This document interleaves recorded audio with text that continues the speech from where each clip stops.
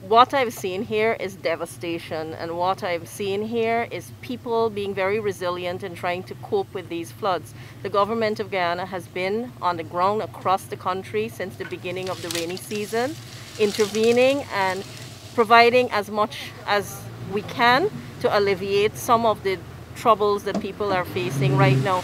And what I'm seeing is a coming together of Guyanese, and they've been supporting these efforts, donating, contributing, coming together from it. For example, from the Ministry of Human Services, staff volunteered after work to pack the hampers along with me and other members, and that's what we need to do. We need to come together and support, because it's not only the immediate needs that need to be addressed, is what happens after these waters would have receded. What will be needed for these people to get back to some level of normalcy? We see families with babies, their elder persons out here, and we are just trying to do as much as we can right now. But this will be a continuous effort, and our emphasis on this trip is to focus on the family needs, babies in particular, ensuring that they have baby food, pampers, because as you can see, we are literally surrounded by water. Last evening, we quickly got together 500 hampers, and I really want to thank the staff and all those who donated towards this.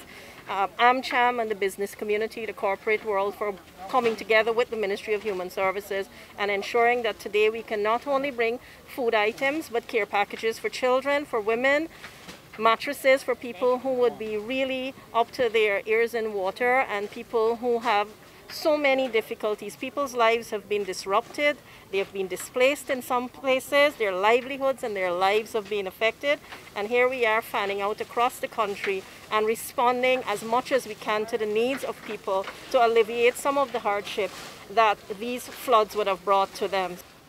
This morning, Minister Manickchand also arranged from the CDC through Prime Minister, and we are very thankful for the CDC and the Prime Minister, for 1,000 hampers to be sent into the areas of Bell West, Canal number 1, Polar, the Conservancy, number 2 Conservancy, some for iFlood, and some of the other villages on the west coast that were affected.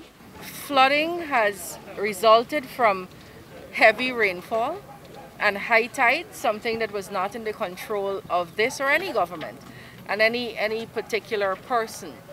I think service and good service is defined by how people respond to these kinds of, or how leaders respond to these kinds of disasters or events. This is our response. Now, I could say with absolute certainty that many people across the country need hampers, need cleaning agents, need mattresses, and need pillows. But we are focusing here on communities that are hardest hit, and even within those communities there are persons who are not flooded and therefore may not benefit from this process. These hampers are for people who literally cannot get into their homes to access their foodstuff, or all the foodstuff got soaked up.